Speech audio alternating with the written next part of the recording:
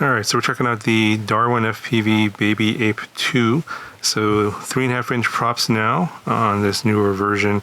This here is the 6S version. Does come in a 4S version. Analog on this one here. 600 milliwatt video transmitter, by the way, and this one with a short stubby whip antenna in the back there. You can also get this in a DJI version with the RunCam Link and WASP camera. So if you are running DJI, you can get that in digital, but no 03 version. These have 1504 motors on here, and these are, I've never seen these before. I think this is something that DarwinFPV has made, perhaps through a contract. These are 2300 kV for the 6S version, and the 4S versions are 3600 kV. The bearings are super smooth on this motor, and on this prop here, the HQ 3.5-inch tri-blade prop, it's actually pretty quiet, not that noisy. It doesn't make a ton of noise even when you're throttling up. This frame here is a sort of a wide X frame is what they're calling it. Basically it is wider in this direction, side by side versus front to back. And the stack in here is an F411 20x20 flight controller, and you have an SD card slot there for black box data. It does have an MPU 6500 gyro, so it is a little bit more sensitive to vibrations, but the pitch tune on this one is actually really good. On this battery here, this is a 6S 650 from GNB. This is a high volt battery. At this weight, which I'll show you here in a little bit, the pitch tune was actually really good. If you fly on a lighter battery, so I actually tried flying on a 4S, which was not a good idea. A lot of wobbles and shakes because the pitch tune is for 6S.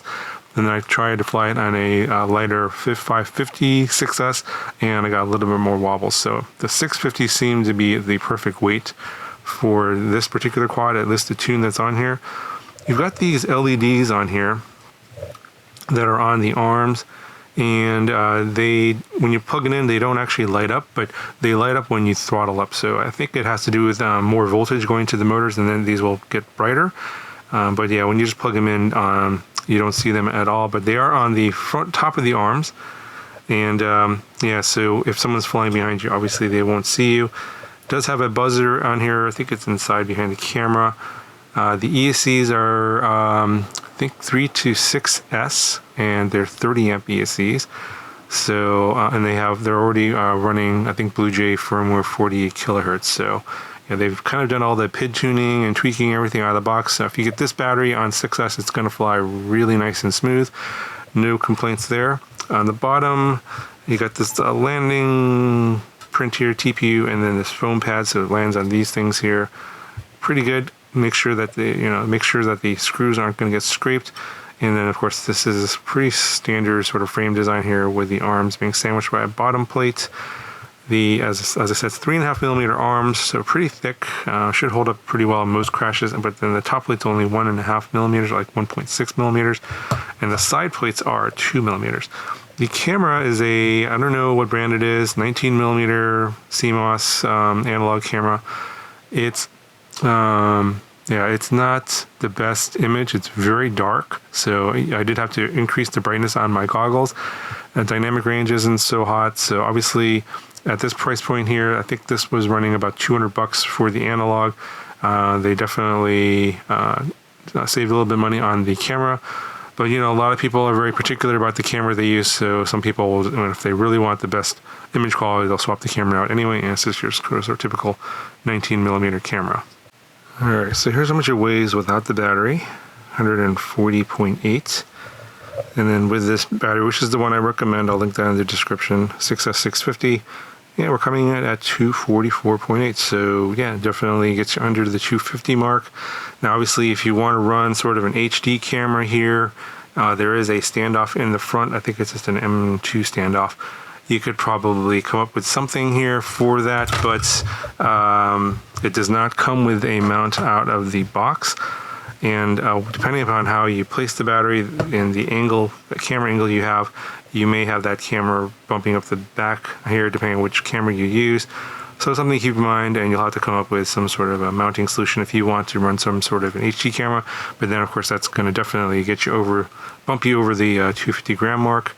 The XT30 connector here has very thin gauge wire. I'm not 100% sure what gauge that is. I think it's maybe 16 or 18 gauge. Pretty thin, and then compared to, this is the battery wire, much thicker. So we'll put it right next to each other here, almost twice as thick.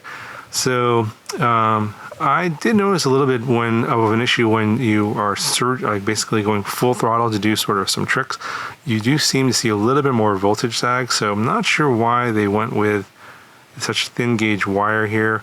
It wouldn't be terribly difficult to swap that out. I would recommend something thicker, but then this little 3D print here that they're using to sort of keep that wire in place, you may be limited to how thick of a wire you can use, or maybe you have to sort of forget about using that 3D print and maybe just put tape around the battery cable so it doesn't get cut by the top plate, because the carbon is pretty sharp. But yeah, this is the one thing I think was an oversight. Maybe not as big of a problem on 4S, but it seemed like it was more voltage sag on 6S. But overall, it flew, I would say, better than expected. I think it flies better than the first version of the BabeApe. It's got much better specs, more powerful motors, everything. Obviously, it's more expensive. And yeah, it's going to get more flight time, and just overall better than the original BabeApe. So regarding flight time, it's going to really vary on your conditions. If it's windy or if it's not windy, obviously windy conditions, less flight time. How you fly it, your flying style. So I'm going to give you sort of a window. It could be as little as 3 minutes, 3.5 minutes, if you're pretty aggressive on this battery. And if you're just kind of cruising around and not really aggressive on the throttle, you could stretch it out to perhaps as much as 7 to 7.5 minutes. So it really kind of depends on how you're flying it and the conditions that you're flying it in. All right, it's going to cover for this video. Links down to everything down in the video description. If you got any questions, let me know. Talk to you guys in the next video.